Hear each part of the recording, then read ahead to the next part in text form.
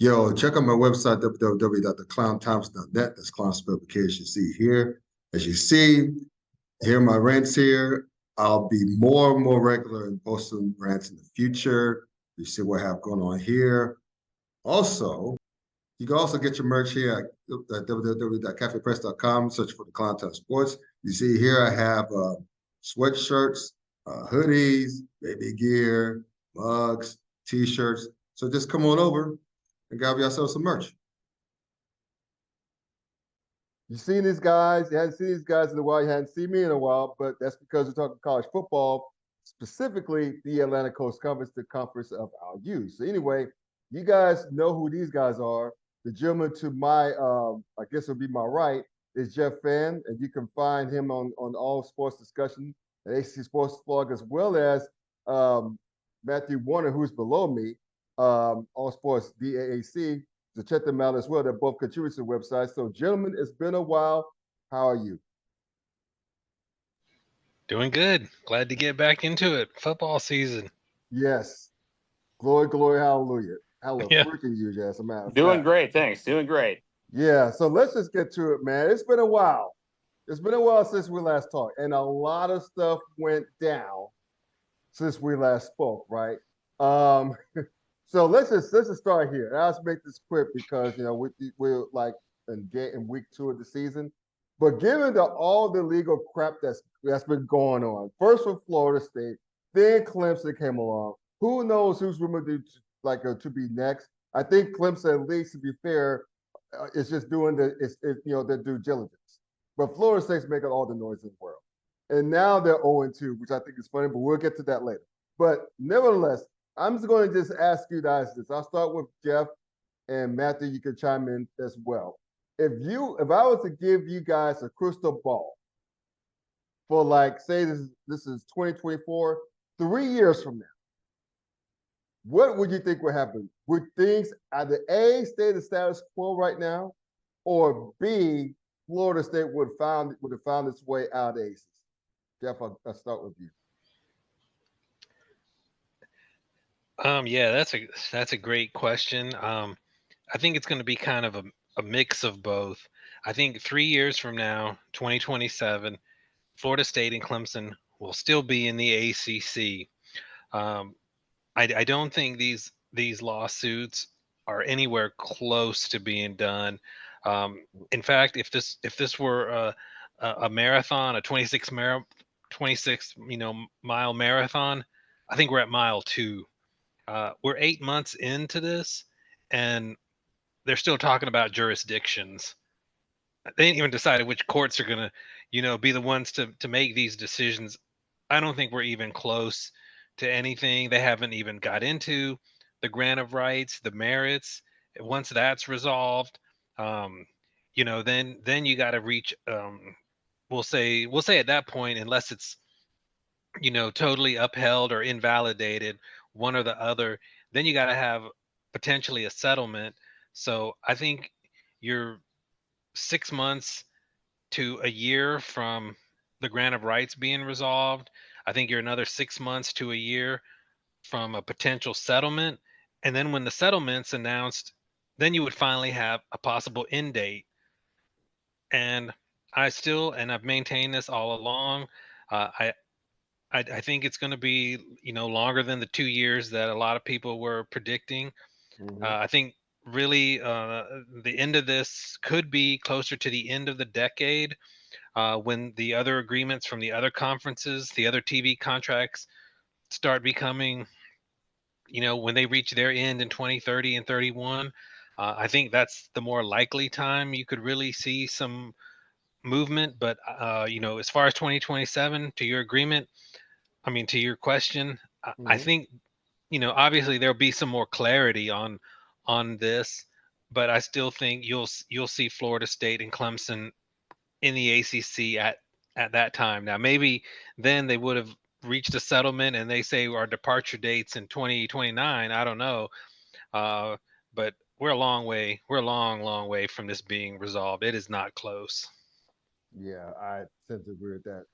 Matthew, what are your thoughts on that, I bro? don't really have anything to add. I think Jeff covered that very well. The only thing I would add is just kind of a snarky comment that David Teal had on his timeline today, where he said that Clemson and Florida State better have better lawyers than they have football teams right now. Which I Nice. thought was I thought that was a pretty good statement because it probably gives us a good point here to transition to the next topic. But he's absolutely right on both counts. Yeah, and I'll say this, guys. You know, I don't see this any way in the hell that either of those two schools will be going in 2027. Because to your point, Jeff, and any lawyer with his or her weight would say the same thing. This is a process. This is a long process. Anybody knows anything about law, business law, sports law, entertainment law, it takes a long time. It's like Yep. slow like molasses. Seriously. I mean, the thing is that he has so many Twitter lawyers thinking that Florida State could just bounce their way out of the ACC in less than a calendar year. It's just. I mean, like the old saying goes, with for the United of College Fund, the mind is a terrible thing to waste. I mean, it's just you just kind of wonder how people's ignorance allows them to speak the loudest, right? But I would say this to same to those people who are anyone who just want to know. Remember, there are two schools that were formerly in the Big 12 that are not in the SEC in Oklahoma and Texas that they had to wait years, plural. They announced early that they were leaving for the SEC, but keep in mind, these are two schools that are flush with cash, especially Texas, flush with cash. But they had to wait till a year before their scheduled departed date. And they had to pay over $90 million a piece to get out of it. And this is the same grant of rights, the Big 12's grant of rights, that is modeled, that the ACC modeled its grant of rights after. So if those two rich schools, flush with cash again, had to wait till the year before the scheduled departed date, just to get out a year early and pay $90 million a piece, what makes anybody think that Florida State or Clemson, I think it's more Florida State at this point, could get out of it more than 12 years before the scheduled departing date? Come on, people. Yeah, I mean that's a great Come point. on. It ain't even got to that point where they start talking about that, and the ACC lawyers will eventually bring that up as a precedent. Yeah. They're gonna say like, "Hey, you already had a case like this with a grant of rights, and here was what they had to pay to get out 1 year early. One They year had to." early. So I mean, you look at it that way. We ain't even got to that, and Jim Phillips, the ACC commissioner, has shown no indication that he is looking to settle anytime soon. Not he is. I mean, Matthew and I have talked about this. He's not really one to say a lot, and we've talked on your show before. Mhm. But that seems to be one thing that he's really adamant about, which whatever it takes to motivate him. But he's got something that he's sticking to. Right. I mean, it's about time he grew a spine, right? Stop being so damn feckless.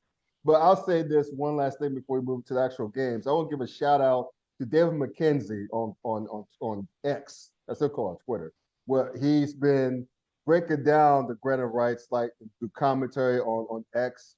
And I know I think he's a Clemson alum and a Duke alum, as a Central alum. That's what he went to law school. But the point is, I believe. But the point is there's a Florida State fan who's also a lawyer. I forget his name. He was recently on the Locked On ACC podcast. He brought some credible points as well. So shout out to him as well. I think it's Rohan is his last name. I forget his first name. But the point is that there are 12 great follows on this topic. But again, folks, if Texas and Oklahoma had to wait till almost a year before the departure date to leave early and pay $90 million apiece, what the hell is Florida State going to have to pay? Answer, a lot.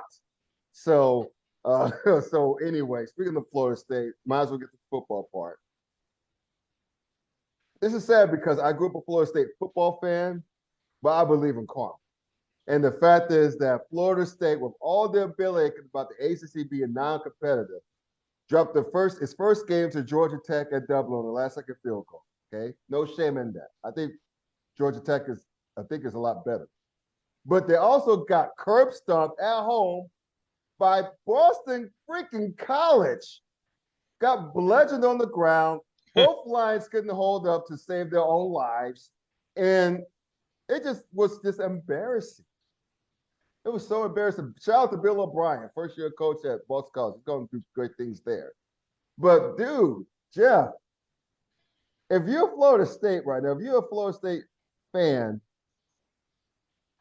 are you trying not to eat poop out of a cup like some clown did?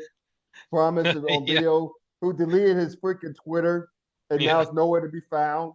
Which he just have buyer's remorse on BJU as a quarterback. Yeah, I'm Florida State. They're cooked. They're done. They're Yeah. they're they're not they're a bad football team. Like you said, Scott. I mean, they absolutely got manhandled on both lines of scrimmage in both games, and Georgia Tech in that game, they ran on the edges so much, and you just watched it, and you're like, wow, Florida State has no team speed on defense, and then Labor Day night, Boston College, Thomas Castellanos, and that offensive line quarterback of Boston College, they ran up the gut on Florida State the whole night. I mean, it's just been one train wreck after another with Florida State. I mean, you can rip on the offensive line, the defensive line. Um, the receivers aren't making plays, the running backs, aren't breaking anything, and that didn't even get you started on DJ Uyunglele at quarterback. I mean, against Georgia Tech, he was average. He was adequate, but against Boston College, he was absolutely awful. I mean, it was almost indescribable how bad he was. He had receivers in the. There was a play when Florida State was still in that game where he had a wide receiver. I think it was right before second quarter ended, or maybe early in the third quarter. He had a wide receiver wide open in the corner of the receiver, and he just air mails it into right field. I remember And that. I don't know what it is when Florida State ended up with Uyunglele. I immediately thought Georgia Tech had a fantastic opportunity to pull that upset. I don't know what he does in practice or what he does on, non-game days, but we know what he did at Clemson. When he was at Right. Oregon State, he was a little bit better, but if you watched him against quality competition, it was the same. For whatever reason, he's a big armed athlete. He's got a cannon for an arm. He's big. He looks like a tight end, but it's just not coming together for him. And when Florida State ended up with Uyunglele in Miami, and I know we'll get into Miami, ended up with Cam Ward. I was like, yeah, there's your flip flop in the ACC right there, no doubt about it. Right. And there's 8-9 quarterbacks in the ACC better than Uyunglele.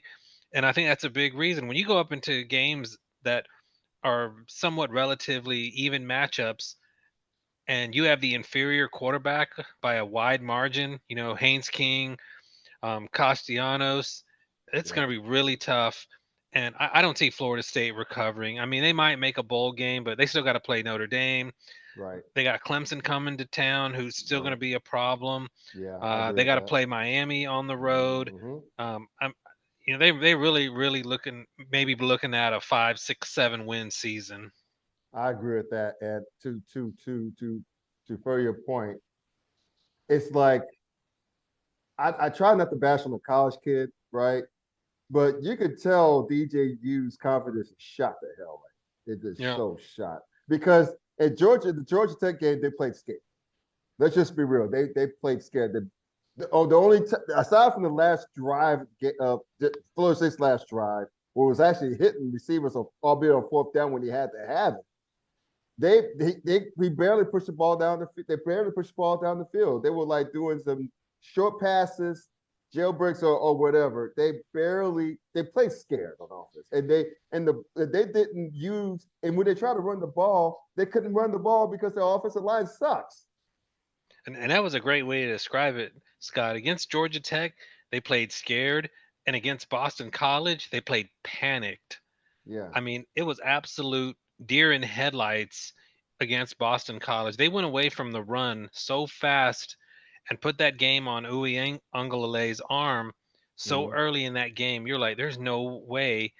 What are they doing here? If they can't establish the run, you've got to at least make. I think it was at one point it was something like 30 passes to 8 runs.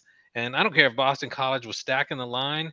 I mean, you've got to maybe add blockers. You can't put the game on his arm. And when they did that, you knew Norvell was just in absolute panic mode. But I totally agree with you. Against Georgia Tech, they were tentative, they were scared, but it was pure panic against Boston College. Yeah, yeah. And we're gonna go before we get to the good. That was Miami for the week there. We're gonna go from the ugly Florida State to the bad Virginia Tech. Sorry, Matthew, but I gotta get to you on this one, man. What the hell happened? So In Vanderbilt? There's a few things there. First of all, I just want to add a little bit to the Florida State conversation. Sure. I also think there's the case where perhaps the transfer portal can be really kind, right? And it can, you see how kind it is to Miami with bringing in their QB, right? But Right. that perhaps maybe not as kind and stuff to Florida State because you don't see the offensive or defensive lines gelling. I mean, there are times when I thought, yeah, it's absolutely true. I mean, Jeff's absolutely right that DJU, perhaps isn't that great, but I don't want to bang on him too much, right? Because you've got to have that sort of protection up front, right? And that also isn't working for Florida State. I mean, we, in passing, and so, if it's sometimes the transfer portal additions gel really well for a team, right, all over the field, like they did last year for Florida State. And the other thing I would add is that, they probably had a once in a generation quarterback at Florida State last year, right, that did very well. And, it kind of reminded me of Fuente's first season when he had an awesome quarterback and rode the team to the ACC title game. And so it's very, very similar fortunes, right? They're both, gosh, I hate saying this, they're both from Memphis, right? Fuente, and then you got Norvell, right? I mean, it's Jesus. weird for me to say all that, yeah. Right? That they're obviously from the same tree, but so that's now as far as Virginia Tech is concerned. So I was floored, and I kept telling Jeff this. Jeff will vouch for this. I kept asking Jeff, why is every pass either a horizontal route or within 5 yards of the scrimmage? And it seemed, Scott, that they were doing that the entire half until 2 minutes to go when they thought, oh, we've got a senior-laden wide receiver core. Perhaps we should throw it down the field more than 5 yards. I sat there, and then guess what? They did it in the second half, and they could have done it the entire game. But see, they chose not to for almost 2 quarters.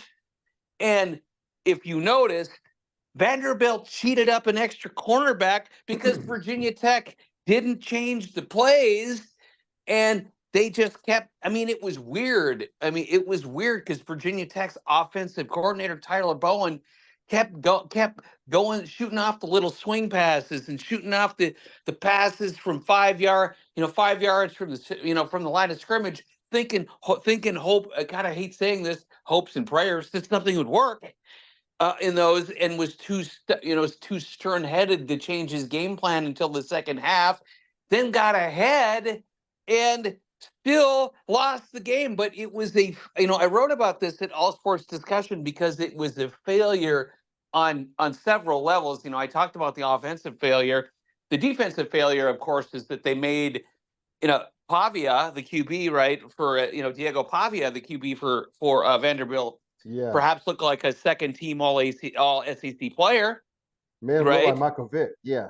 Yeah, he looked like a second-team All-SEC player. Certainly not the first team. The first team is tagging with Georgia, right? Who, Right. kind of roasted another team in the ACC. But and then on special teams, this is I don't know if I don't think I've ever seen a play as dumb as this. But rolling a couple players out there, on when they're ready to defend the field goal kick, and you got two players rolling out on the field in double zeros, right? Yeah. And so I've never. And that added the extra 3 points for Vanderbilt. So Virginia Tech could have won that game in regulation, as bad as it played in the first half.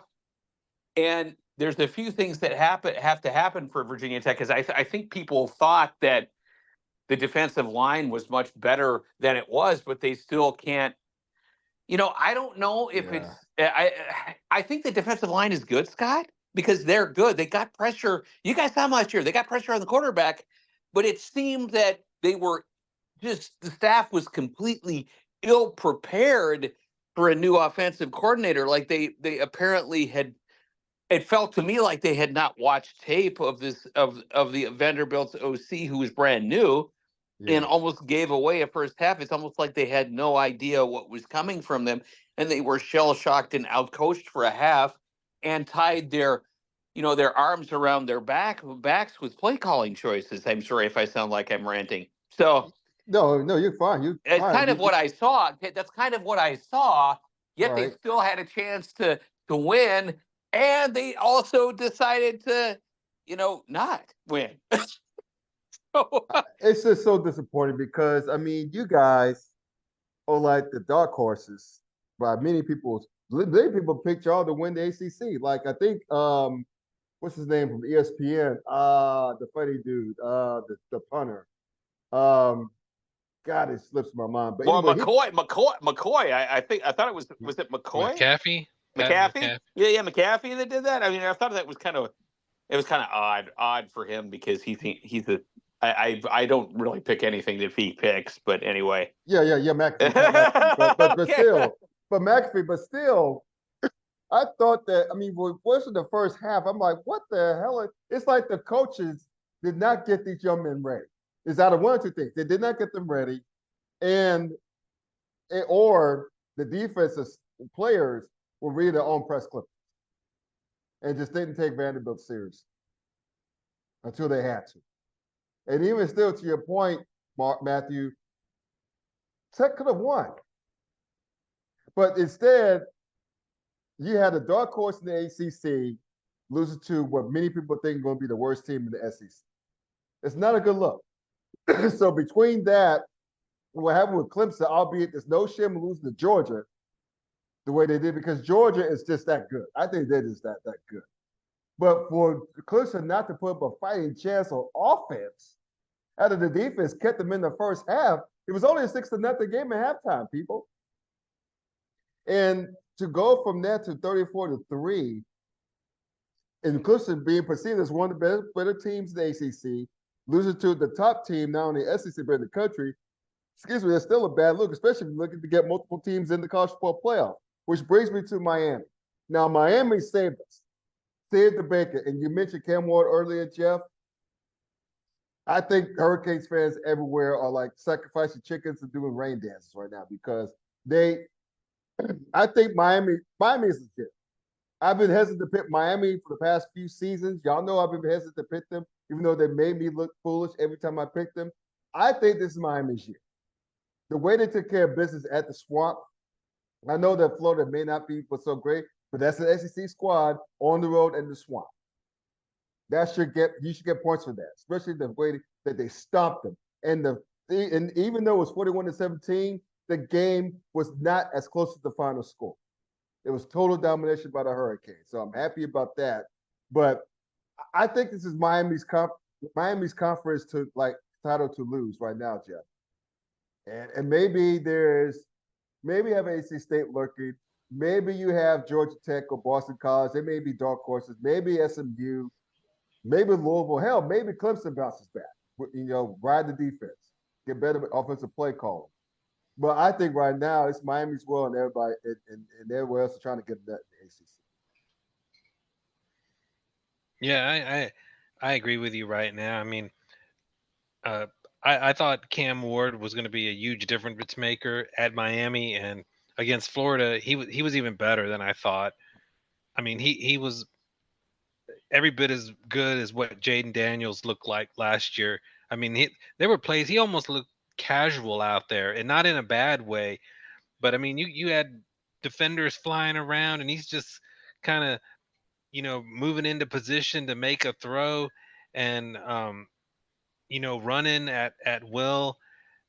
He's so good, I think, that he can even he'll over. I think he'll be able to overcome any coaching mistakes by Mario Cristobal. I really do. Miami looks like a complete team. I don't think they even. You look at their schedule. I don't even think they're going to have to break a sweat until, uh, you know, maybe early October. I thought Virginia Tech. We talked about them. Looked like they could challenge them. Um, the Hokies have really got to elevate to be, ready for that game. But I mean, I'm looking to mid October before Miami uh, really breaks a sweat. And I don't think that game Saturday was a fluke. I don't think it was a one hit hit wonder. We saw this last year with Miami when they ran Texas A&M out of Coral Gables, and everyone was like, "Oh, here come the Canes again." And then they lose a couple games later to Georgia Tech. I don't see that happening this year. I think Cam Ward he's too good. If you have a guy that good at that quarterback position, he's going to elevate the whole team. What we talked about with Florida State, where it's kind of the opposite, where you have a DJ Uyonglele, and his deficiencies kind of expose the rest of the issues at Florida State. Well, Miami with Cam Ward, if wherever they might have issues, he can cover them up because of his athletic ability. Mhm. He can do a lot of the same things the way Jordan Travis last year covered up some of the issues for Florida State. Right. And yeah, it's gonna. I'm not saying Miami's gonna run the table, go undefeated, or that they can't lose a game, but it is really hard not to see them be in the thick of the ACC chase the whole season. And like you said, right now they're a pretty heavy favorite in the ACC after what we've seen. Like you said, maybe a Georgia Tech is consistent. How good is Boston College? Maybe Clemson gets their act together. I do think Clemson's pretty good defensively, but against Georgia, it was the same old on offense. Right. Can't get the ball downfield. Can't consistently run it. Offensive line doesn't play well. Klubnik looked overmatched against Georgia. So we'll see if they can come back. But Miami looks like the class of the ACC right now. Yeah, yeah, I agree with that. So basically, guys, going to next week, we'll wrap this podcast on this. I'll start with you, Matthew. Tennessee plays NC State, my alma mater, of course. I think Tennessee looks scary on offense. Meanwhile, my beloved Wolfpack slept walk for the first 3 quarters of the game before finally waking up against Western Carolina. So, Matthew, for NC State to beat Tennessee, what has to happen? Let me just add something real quick, and I'll answer your question. I want to add something about Miami. In order to beat Miami, you've got to get a real push on that offensive line. You've got to be able to stop the running game, and you've got to be able to create havoc with the quarterback, and you've got to have good cornerback play. They're going to get challenged at Louisville. There, because Louisville, I believe, has a really, really good defensive line. They'll create some havoc back there, and that's going to be a heck of the game. And I also think I'm going to give Jeff credit. Jeff's a Georgia Tech guy. I'm going to give him a little credit here. They're going to have a hard time. They're going to have a hard time in Atlanta too. I think Miami's going to have a difficult time playing in Atlanta because Brent Key will have his team ready to play. He'll have his team ready to play Miami, so that's going to be difficult there. Okay, now to answer your question about NC State. Okay, I think Tennessee's going to have to turn the ball over a couple times, and you're going to have to see a defensive score from NC State. You're going to have to see one of those. You're going to have to see something like that, and you're going to have to see a situation where you have a short field, a short field there for NC State. And you're also going to have to see a situation where NC State kind of controls the time, the time of the clock. Like they eat up the possessions. Do you remember? Oh gosh, name fails me, Scott. You guys and Jeff, you guys would remember it. Khalil Herbert. You remember when Khalil Herbert played for Virginia Tech, and the Techies, the Hokies would have time of possession at like almost 2-1 at times. I think NC State will also have to have that sort of scenario thing where they can try and eat out the clock and make the game shorter. And so all of those things I think would have to happen. So I think that's a pretty difficult. From my personal opinion, is that's a pretty difficult assignment for NC State. I think that NC State will be able to get pressure on Tennessee. I say that only because I know Charlie Wiles, man. He'll have that defensive line ready to get pressure on Tennessee on some level. I mean, I know that they like to get the ball out in a hurry, right? That's their thing, right? But he's gonna be able to get some pressure on Tennessee. But those are the sorts of things that I would have to see for NC State to win that game. How about you, Jeff? Yeah, I agree a lot with what Matthew is saying, that this is going to be a tall order for NC State to win this game, and they're going to need breaks, like Matthew said, maybe a defensive touchdown or a couple turnovers. But the other thing I think they also need to do is they need to get the ball early and often, as much as they can, to Concepcion. He is the one guy on NC State's team that is going to be a matchup problem for Tennessee. Concepcion would be a matchup problem if they were playing the Georgia Bulldogs. He's that good, so they've got to find a way to get him the ball in space, stretch that defense out. McCall has to play well, and if they can, this is almost usually you think you got to be able to run to set up the pass. Well, in this case, I think they definitely have to establish a run, but I think you got to be able to get Concepcion going early so that you got Tennessee thinking about them. You got him thinking about NC State going deep, and then you start riding that running game to shorten the game. So I don't think it's impossible that NC State wins the game, but first they got to bleed clean. They need breaks, like Matthew said, with the turnovers. And I really want to I want to see them go to Concepcion early and often.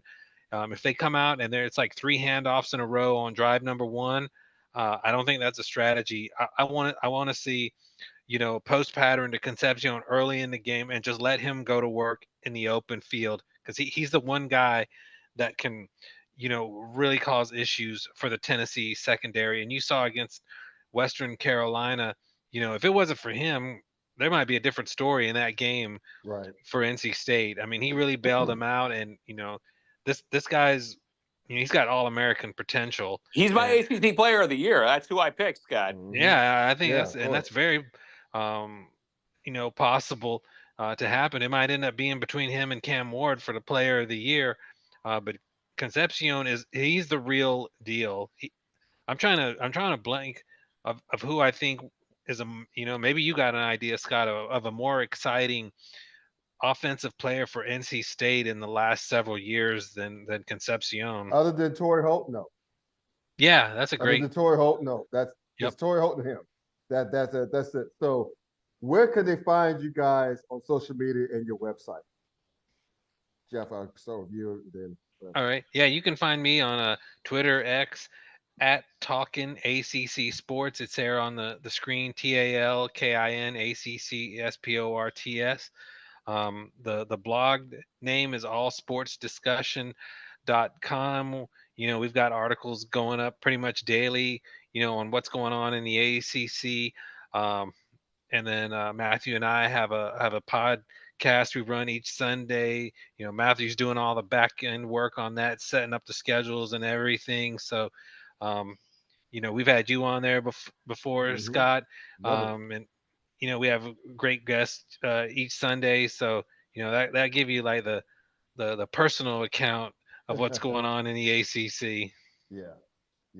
You can find me on Twitter at allsportsdacc, and you'll probably see a few more airplane type Lloyd Bridges references on the Twitter account. If I see any more bad football from any of the stellar ACC programs, I'm usually pretty snarky on that count. I'm kind of funny. So that's where you can see me. And as Jeff said, we have that podcast. We enjoy it. We're the longest running ACC podcast in the United States. And we have fun blogging about pretty much everything under the sun there. Jeff gives me a lot of leeway on whatever I want to talk about there. Awesome. And please check these guys out because, again, as they said, I've been a guest on their podcast before.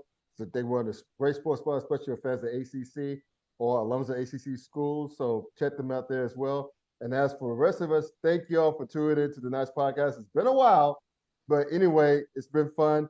Check me out on YouTube. Don't forget to like, comment, share, subscribe. Until next time, y'all take care. Peace out.